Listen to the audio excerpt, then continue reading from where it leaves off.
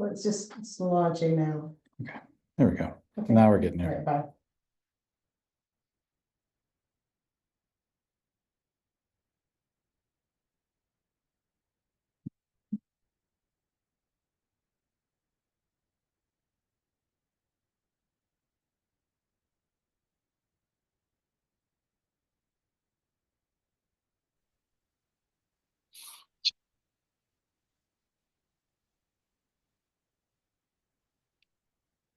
Hi.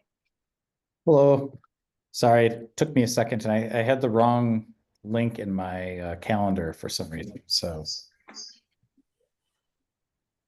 Okay, good to be on and about. I'm hoping that Dan Hill and Elaine are there in person. Is that right? yes, they're both here. Okay. We thought it would be easier than setting up the camera. Do it this way. Yeah, that's fine. But then we needed quorum so we could start. Margot's on, so we are good to start the meeting. We're just not on camera that way. We're on camera this way. You're on camera. I see you. Yeah. I see Dan. Now I see Margot. Let's see. I see Elaine. It's Old Fort Lowell. There we go. I've got it And I now. see Dan. Hi, Dan. And I don't know, there's an Andrew Christopher there, and that's a person I don't know. Is that a neighbor? No, I'm just listening in. I think Dan is going to discuss a case that I was involved with. Okay, Yep. great. Thank you. Good deal. Well, our first order for the meeting is to have reviewed the minutes from the 27th of January. I was not in attendance for that meeting. Those of you who were, did you review them, and can you suggest that they be accepted? I reviewed them, but I don't know. I would just say they're acceptable to me. I'm not sure how you want it phrased. Well, we need to approve them. So, any corrections, Dan Hill? Sorry. Okay. Or should I? Can one of you suggest that we approve the minutes as presented? We're using his. So you should be able to, Yeah. Yeah, no suggestions, thanks. Okay. So would one of you approve the minutes? And as accepted as so? Then we approve the minutes. And then is there a second? Aye. All those in favor, aye. Aye. So the minutes are approved. Thank you. Great. The second order of business is to formally nominate Elaine Hill back onto the board. Woo! Yeah. Is there any discussion? I think Dan Bursick, any discussion from the city? Okay. Dan Hill? Margot? Nope. Okay. Much- Would one of you I think it's a formal nomination. All those in favor? Aye. Aye. Okay. So then, Elaine, we just need you to resubmit to the city to the city clerk's office so that you can become a formal member, hopefully by the next meeting. Be happy about it, Elaine. Yeah, I'll put in the application and do what I'm supposed to do. Thank you. Okay, great. The next item was, I had a lot of questions about the building code and we've had, I think, 3 or 4 different compliance issues in the neighborhood over the last 4 weeks, 5 weeks. And I was concerned. I think one of them happened while I was away, and it had to do with the windows on the schoolhouse, the teacherage. And I know that those windows are not yet repaired, and I'm not sure what the status of these things is. And Dan Bursick, I'm not sure what kind of information we should be receiving, how to go about getting it. Do we have to formally ask for it? If an inspector's coming on site, can we attend? And so I was hoping you could review that process with us. Sure, yeah, I can provide some updates to you as well on some of those items, I think. Okay. For that. So I know that I think the first one, and I think actually Andrew was either the architect or the applicant for the 5301 East Fort Lowell site. And I did want to kind of provide an update, and I'm sure he'd be happy to provide any additional information related to this. But so for that one, once we heard about the fact that it, basically hadn't kind of conformed to the zoning conditions of the decision letter, staff performed a zoning inspection. There was a code violation that was put out for that. And we've discussed with the applicant ways to kind of abate those violations. Some of those include some things that they're working on right now is removal of the concrete stucco, and they're consulting with an Adobe specialist, which is different from their current contractor, to really work on making sure that it's the correct Adobe that meets the intent and meets the conditions within the decision letter. Second item related to that is there were 3 windows that were installed that were not appropriate and didn't meet the conditions as well. So they're working on the removal of those 3 windows that were installed, replacing them with wood windows that are double hung, that meet what the conditions were in order to do that. So they're currently going through and doing that as well. And I think the third portion was the perimeter wall. They're working on ways to abate to kind of fix I think it's partially exposed perimeter wall and fix that. Yeah. So they're working on sorry, ways Elaine, I to couldn't come hear into you. compliance with that. Oh, sorry, go ahead. The old original Adobe, the 1913 Adobe is exposed in that one area in the front. Yeah. So that was part of the complaint, was that it shouldn't be exposed. Yeah. So they're working with our code enforcement right now to come into compliance with that and fix those issues related to that. I know there's further issues just with the fact that there was a code complaint issued back in October. Yeah. It got closed. We're not entirely sure why it got closed without actually following up on that. This has actually happened a couple times and not necessarily just here. We are currently working on fixes within our process to make sure that this doesn't happen. So what appears to be happening is that with our permitting system, it's not actually adding in all the time Yeah. the appropriate person to come and do the inspection. So it's only getting like the building code inspections, but it's not getting the zoning person who is actually able to go out and review for those conditions. And so we are building that into the system to make sure that it fixes that problem. And then we're also adding in notes whenever we put in the decision letter. We're hoping that that helps with this and really starts to kind of shore that up. So you make sure that the code violation is fixed before it just gets closed out, which is basically what happened. And it shouldn't have happened. I have a question. Of course. When you have a permit submitted for something like the schoolhouse property, does anyone from the city come out periodically to make sure that they're complying with the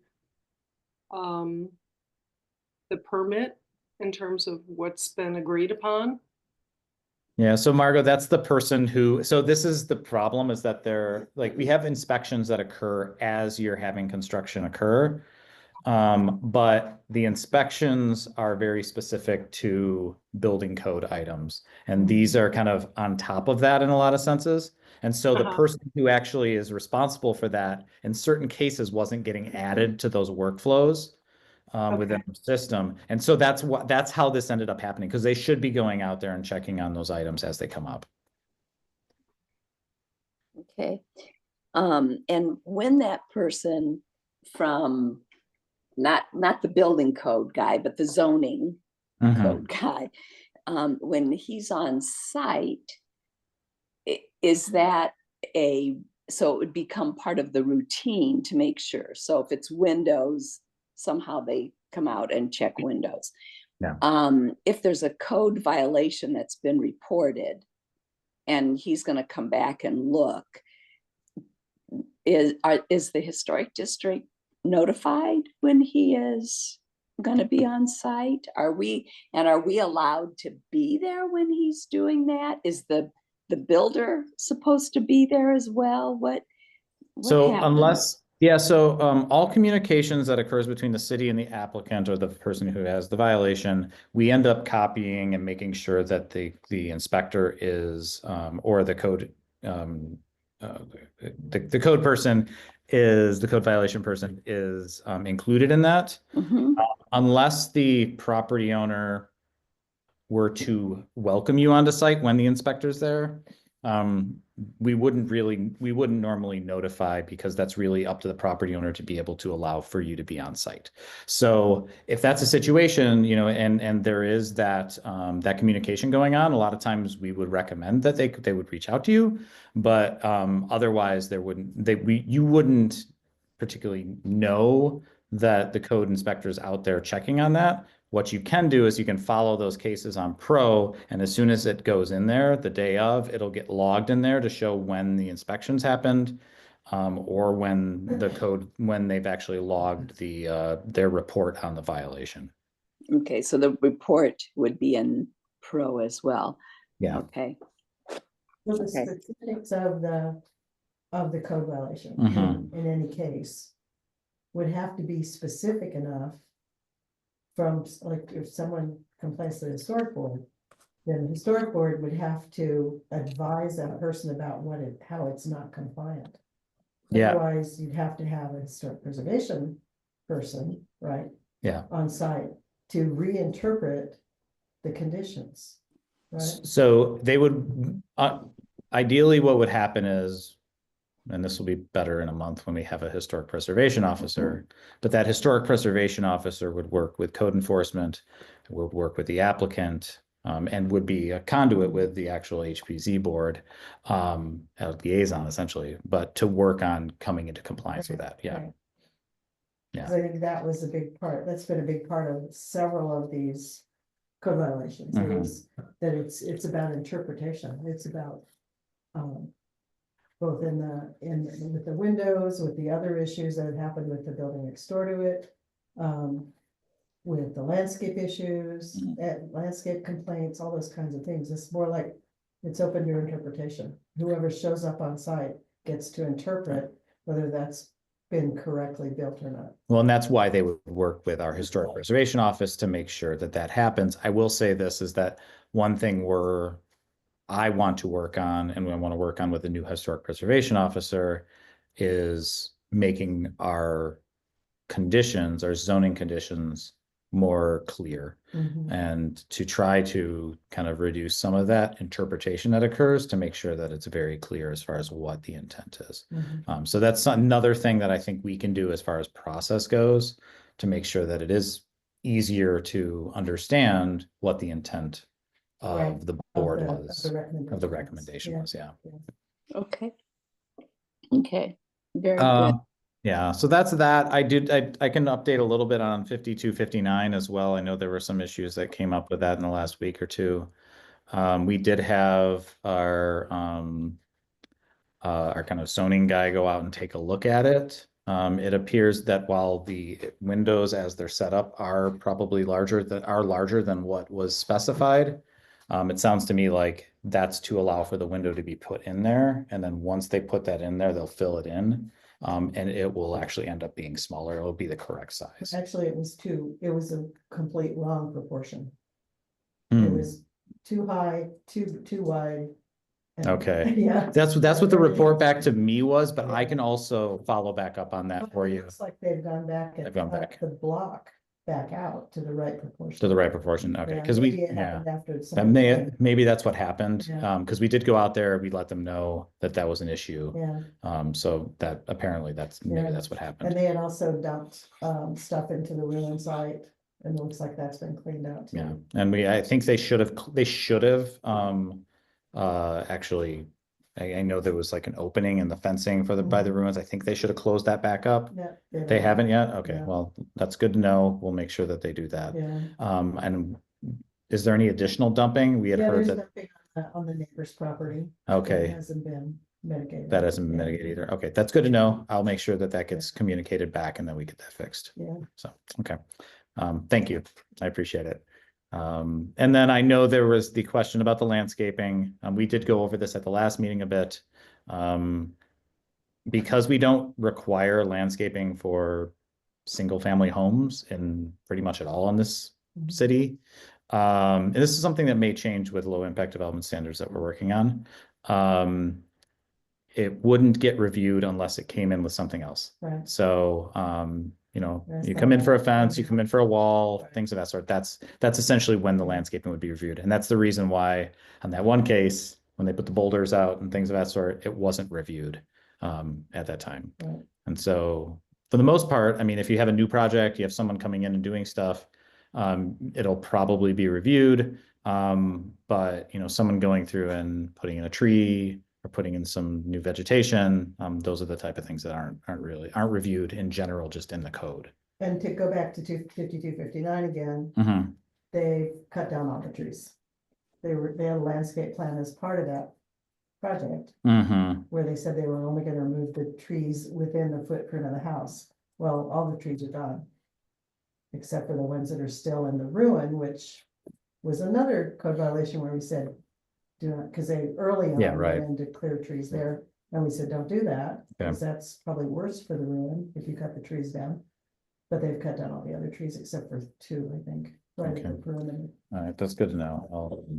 I can follow up on that as well.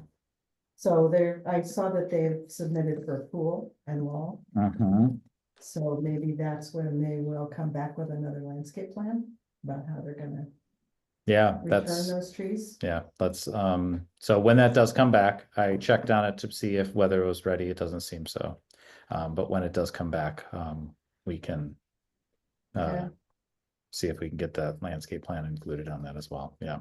Okay. So I want to just Yeah. clarify, so to build the wall that's going to go around the pool, they need to come to the Historic District Board, even though that doesn't have to be a 6-foot wall, right? It doesn't have to be 6 foot, or does it now in the city for a pool? No. I don't believe so, but they would have, but they still, because it's a structure, they would have to come back and get review from the HPC board. Okay. Okay. And, with that review, we will be very concerned about the location of the pool equipment, that becomes a big deal. So I don't know. But it is, okay. I don't know that that's a concern for anybody that's here right now, but except that we will be reviewing that carefully. Okay, and so I think there was another report on the Post Trader store. I think that's 5445, about the boulders and that landscaping piece. But they are now building a wall in the back of that home, and it is visible from the drive, their neighbor's drive. And I have not heard anything. Have you, Dan? You're looking at me surprised. You haven't heard about it, huh? No, I haven't. Let me, I I think it can, was a letter. It wasn't submitted through okay, the app. It was, I think it was a letter sent okay. by a neighbor. Okay, I will, I can follow up on that tomorrow, and see what I can haven't find seen out it, about but it. I've heard about it. Okay, yeah, I haven't seen anything either, but I can ask around and see if we've received anything on that one. Okay, because that's a pretty big Yeah. concern. Well, yeah, if they're, I mean, building a a wall that's visible from the road and several walls. Those are all things that need to be reviewed. So, no, that makes sense. I'll follow up on that. Okay. Do you want to comment on any of this since you're involved with that 5301 project? Was that to me? Sorry. Yeah, Oh, no, I don't really have any comments. I was more here to just listen in, and then if there's any specific questions I could help answer, I'd be happy to do that. Just kind of on a professional note, wanted to let you all know that, it wasn't my intention or the owner's intention for this to have gone the way that it did. There's, other investors involved and, miscommunications down the line, but we're working to fix these issues, and get the house complete and done. So appreciate all your patience and everything on that. But if there's any questions, happy to answer them. you've seen the windows, right, that were put in? Yeah, I did see them. they're quite goofy. They're not what we drew. So my understanding is the contractor initially built them as a casement window, and then that was flagged by the owner that, hey, they're supposed to be a single or double hung, and then he modified them into that somehow. I don't know how he did that, but yeah. So they're being replaced. They're going to copy the ones next door that Brian had walked on site with Elaine. So Yeah. there'll be a much Oh, more like a- standard window. At the Palm, you're saying? And 13 a double hung window, it could be single hung, but it's. I walked over with them and said, see, it should be this window. Yeah. Yeah, I've never seen anyone build a single or double hung window like the ones that are in there. So yeah. But anyway, we're working to address all of them. And I've discussed the National Park Service brief on Adobe preservation with the owner and with the contractor as well. So they're hopefully a little more knowledgeable going forward. Okay, It's great. thank you. Yeah, Of course. yeah. You didn't have any questions of us, Andrew? No, I don't. I was just here to help answer anything. I know it's been a complicated case and everything, so. Cool. Okay. From our board, any other questions about landscape and landscape practices? Well, can I go back to the other topic for just a minute? What's the process now for inspectors? I mean, the code violations, or if a complaint is made. Yeah. It becomes a code violation. Mhm. Someone decides, just walk me through that process from the city side. So basically what happens is it gets logged. It goes out to a code inspector. Usually what happens is that code inspector will reach out to us, especially if it's historic related. And then we work with them to kind of talk through what the actual problems are with the code. And so, and then they'll go out on site, inspect to see whether or not that is an actual issue. For that, they'll log that, and then from there, they reach out to the applicant or the owner or whatever, and they say, these are your violations. And then in general, we'll try to work with them as much as we can to try to bring them out of their violation, to fix the problem, to get them to do so. Sometimes they work with us and they fix the issue. Other times they don't. And it can go on for a while. And then ultimately, if they don't, fix the issues, the zoning violations or the code violations, it ends up going to the Pima County Superior Court.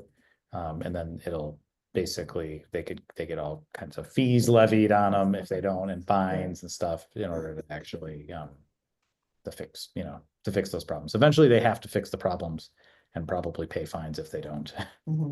So yeah, it can be a long process, especially because a lot of times this is stuff like Andrew was talking about going through. I mean, they have to construct the windows and they have to do all this other stuff, remove the concrete and et cetera. So sometimes it does take a while, but that's generally the process on how it works. So the gap, I think, with it from the historic board perspective is, we don't know about them. Yeah. Right? We don't always know about them, but somehow the PRS knows about them. I think it's because they have them on their agenda, enforcement. Okay. They don't usually talk about the cases, Yeah. but it's part of their agenda. Okay. Um, So, oh, sorry, go ahead. Oh, I'm also on PRS. We do have code enforcement issues as a agenda item regularly. So we're informed about those typically. Are you informed about where they are and what they are too? Yes. And how do you get that information? The coordinator that leads the PRS meetings from the city is the one who provides that. That's Michael Taku. Yeah, we could add that when as needed, and make sure that we kind of talk through code enforcement, and violations and things of that sort. So maybe if the chair were involved, were informed, even, Yeah. when you talk through the agenda with the chair and say, and the chair should ask, are there any code violations that we should Yeah. bring up? I mean, you could do what they've done in PRS and what they've done, they do in a lot of committees, or commissions, whatever, is have like just a standing item that says, code violations, and then we can discuss those at that point on the agenda. So then you just have that on there. Okay, So add that to your agenda. That's my- okay. As a non. Yeah. As a standing topic. Mhm. And then if Michael Taku is sending it to PRS, I guess, and maybe this is a question for you, Andrew. If you have questions, if there's a code violation in the Fort Lowell Historic District, like what does PRS do with that information? So for the standing agenda item, we just get an overview of any current code violations, and then ultimately, if any of those have to come to us for a review, then we would review it in more depth at that point. So some of them do end up coming in for review, and some of them are abated, outside of the review process. It just kind of depends. Okay, so for example, this one on the 5301, that is the stucco, the concrete stucco, and how that's going to go. So you might have heard about that from Michael Taku, because it came to PRS, and you would just hear about it and there's no discussion or anything. Typically not. I mean, unless it's something egregious, like someone demolishing a building or something. But yeah, typically there's not. If it's something that comes back to us for review, or that's going to come to us for review, then there might be more information. Okay. Come back as cases. That can happen, yeah. Okay. Okay, and my question in that process is, when is the stop building given? So if there's a code violation, say like the one at the 5259, I can never remember, 5259, at that place, the windows were not right. You got the code violation information. Would there have been a stop building because, or does everything just go on, thinking that they will make the changes to that window? So I think it kind of depends on the situation. Also, I'm not sure if on 5259 there was an actual formal code violation filed for that. It may have just been someone, people contacting us, letting us know, and then us reaching out to the applicant. and sending someone out there. So a lot of times you have to have the formal complaint in order to actually take action like that to stop construction. If it's super egregious and something that can't be reversed, then the choice gets made to, have them stop construction. If it's something pretty minor to where they can go through and fix it while still, keeping work going, then that can happen as well. So it really depends on the situation. Okay. Could have been 5301 too. if it's stuck on. Yeah, I think, I think if if it would have been fixed back in October, Yeah. they probably could have continued construction. They probably could have actually fixed it while doing that. Yeah. Yeah.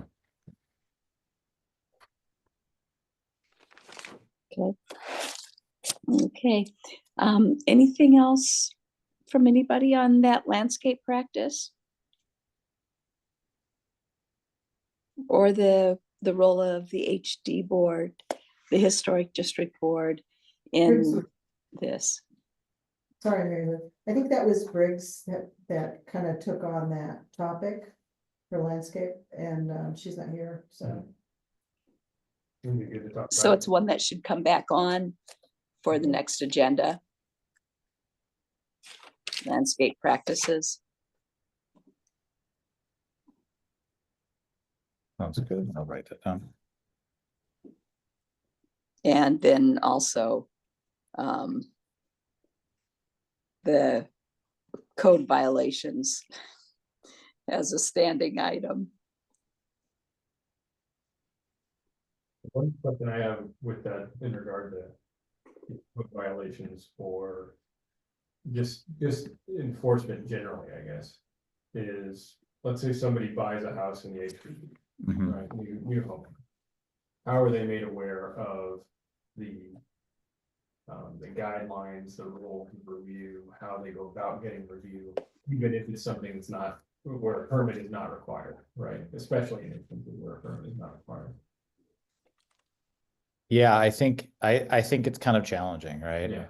I think you're right. I think when people come into us, that's usually when they find out that they Yeah. have, or I mean, they really should be made aware by their real estate agent, the Yeah. person who's actually, Well, in some cases. Yeah. maybe. well, I think I think you're absolutely correct. Like I live in an NPZ. Yeah, And I mean, I was aware, obviously, but I've never had anyone tell me that I live in an MPZ or that if I do need to, do Yeah. anything that's visible from the right of way, I need to actually go into and get review done. So, I mean, it's something that, a lot of times neighborhood associations will be the ones who communicate that and try to let people know. But yeah, I think that is a challenging portion when you don't have something that requires a permit. Yeah. Understanding exactly that you still need to Right. come through So review to with follow certain it up things. with maybe a suggestion, Mhm. is this something that the HPZ board could take on as a, like we task ourselves every 6 months or every year with sending out a mailer of some sort, or are we allowed to do that? Send out information regarding requirements of living in an HPZ? Yeah, you definitely can. So I will say this, when I did move into my neighborhood, I got like a little welcoming kind of gift thing from my neighborhood association. So I don't see why couldn't do something similar to that. I don't know how. I know there's a way to get the information of who has moved to Yeah. a neighborhood in the last, Yeah, 6 months or something. But even There if could we be, send that yeah, To all current residents. or even that, yeah. It is, I mean, I guess it's something that I'll probably. And we can always help with addresses and things of that sort if you'd like. But there's nothing legally barring us from doing so, I guess is what. I don't believe so, no. Okay. Yeah.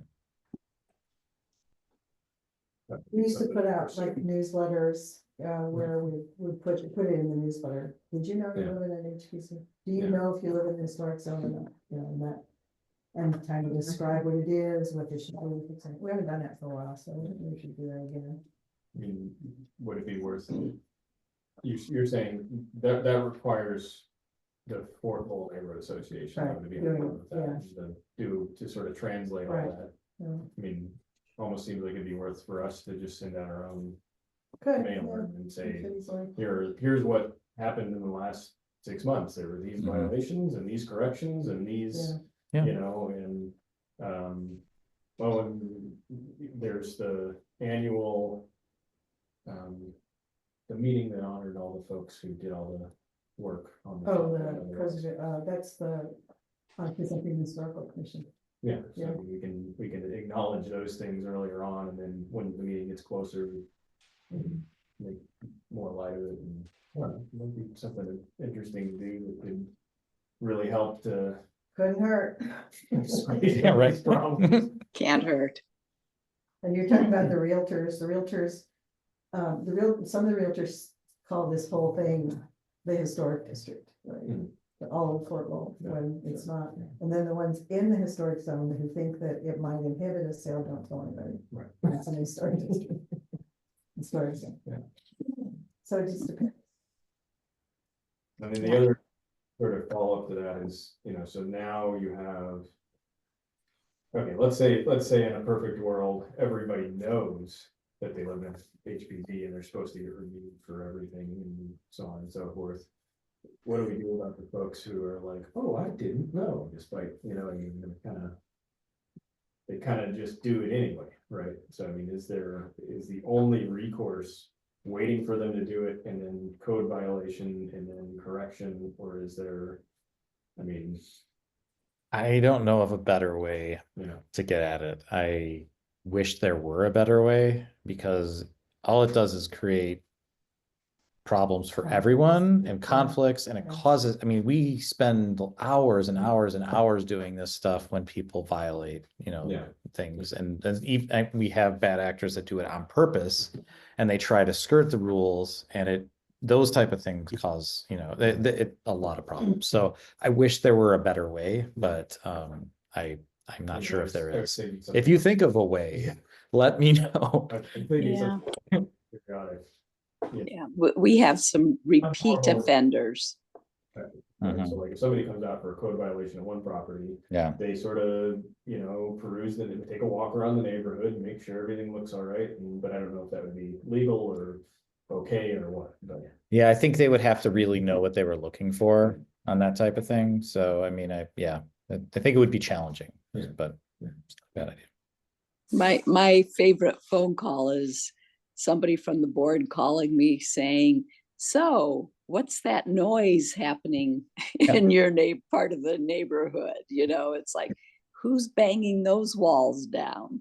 I mean, and so, you know, and then the tough part of that is neighbor versus neighbor. And it really is tough.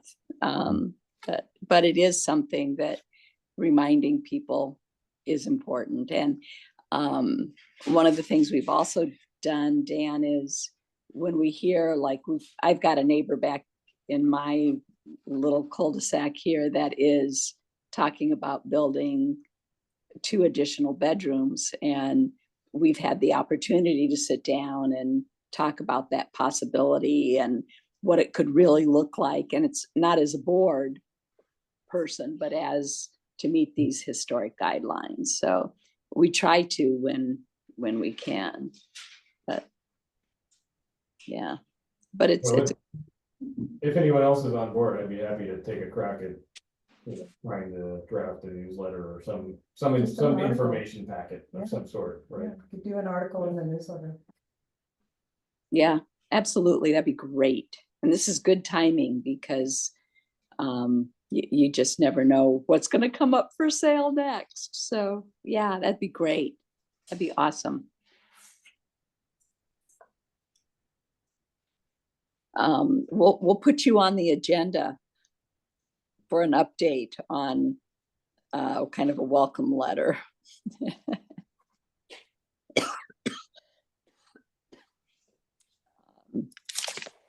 Okay. The next item is a call to the audience. And that just reminded me that I just wanted an update about the call to the audience item that we had on January 6th from the Santa Santa Cruz Heritage Group. arc. And I wondered who did that and what happened with that. Oh, I met with them at the park and he proposed a sign. They proposed a new sign for Fort Lowell. And it was part of, if you remember her presentation, it was part of the military aspect of their project. And it was great. We talked, we made plans to meet again, and then all their funding got cut. Yeah. So, and then she came back again after that. So she sent a letter apologizing, saying the project had stopped. But then she came back again and said that because they'd already had the funding, the project was back on. But she wasn't really sure what they should do or whether they should rethink some of the scope. So I need to get back in touch with her. So I met with her and Damien and Anne Marie, and another person in that group. But I'll give you an update next time. Okay, But I'm hoping that they got their funding back and that the project is back on and something will happen. But it was just an agreement, we just all agreed that this sign, which is quite a large sign, could go right at the parking lot. Right to the east of the museum. the pool parking lot. the pool parking lot east of the museum. Okay, I understand where that is I'll then. give you- Okay, good. Good. Okay, I think, did anybody have? I think that's it. I think we are done with this meeting, except I needed to make an announcement. I think everybody on this board knows, but Andrew, you may not know, that on the 8th of March, we have La Reunion and Fort Lowell Day activities here. And the first thing is all of us, including Dan Bursick and Andrew as well, are invited to the mass. That includes the cavalry presenting arms at the front of mass as the parishioners walk through. It's really pretty cool, into mass at 10 on Saturday, March 8th. So hope those of you who can will be there. So anything else? I have one thing, just related to the design guidelines. So, we've been kind of trying to work with Terry and PRS, and Andrew will see this having that date, but, it looks like March 27th is the date for, to bring that to them for review. And so we'll need, we'll be sending that to them, kind of showing the existing documents and the new proposals. So they'll get both, and then we'll need a member to join and do the presentation. So just wanted to let you all know that, to get that on your calendars. Okay. Okay, great. You need a member, but not a quorum, right? I mean, That's correct, You yeah. can't have a quorum, right? No, you can't have a quorum, but you could, if you wanted more than that, if you ended up with a quorum, we could notice it Okay. that way too. And then I think there was one other thing, we had talked about revised graphics. Were there any revised graphics you needed help He's with? working on them. He's working on, okay. All right, sounds good. Yeah, cool. It's Alan Scott's working. Okay. That's all I have. Thank you. Thank Okay, you. thank you very much. See y'all next month. Thank you, Dan. Thank you, Andrew, for your input. Yeah, have a good evening. Thanks. Okay, thank you. Thanks, Bye-bye. everyone.